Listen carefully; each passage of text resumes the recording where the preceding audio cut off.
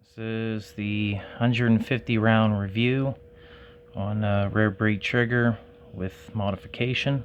About to break her down and see what the condition is of the spring.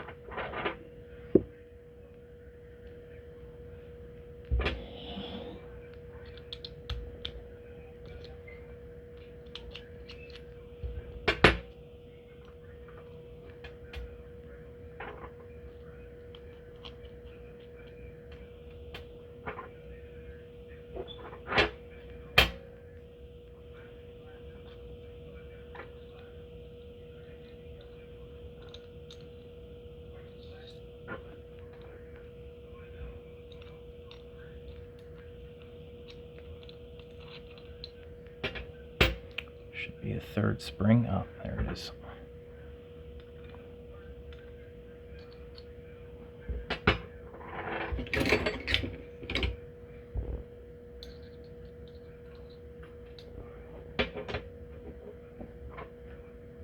Okay.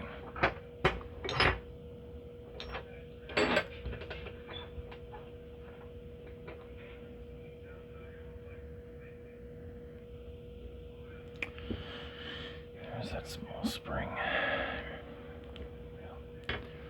Okay. There's a spring there. So 150 rounds. I'm about to pull that out.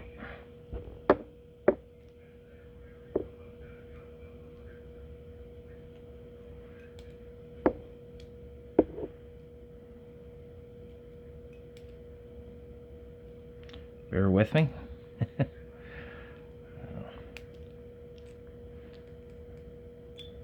Alright.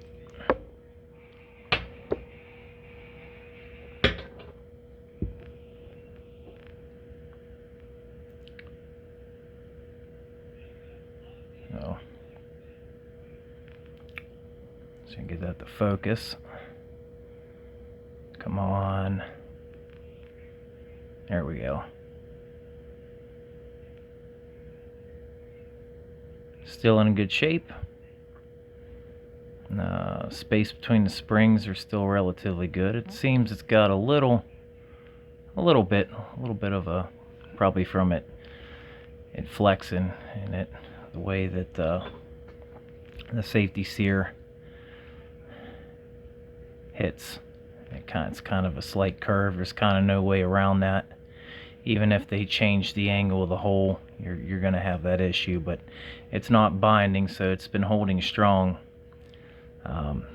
So far I'm happy with the results of that, but I'm looking to take it a step further. They claim that this is a 5-pound trigger pull, but it feels like it's more like a 3-pound trigger pull. And I'm wondering, you have a return spring, and this return spring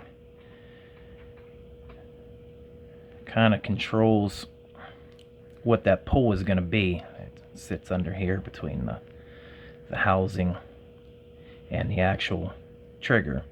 And basically how this device works is when it cycles, your hammer comes back and it hits this little nub here, and that's actually what forces it to reset. It's not the safety sear that doesn't force the reset. The whole purpose of the safety sear is when it's cycling, it forces it to reset.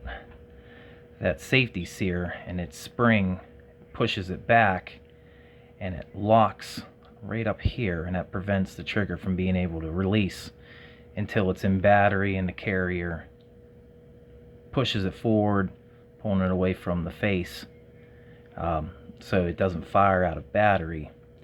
But what I'm wondering is, if I get a heavier return spring and I actually get it up to a 5-pound trigger, or maybe even a 6-pound trigger pull, it might actually allow me to do a single fire shot, and then with a little added rearward pressure, you have the benefit of the rapid fire of this trigger. But I think one of the problems with it not being practical for a single shot is the trigger's too light, and the same problem I have on I have an AKV with an ALG trigger, and it's got a really light trigger pull, and they bump fire real easily.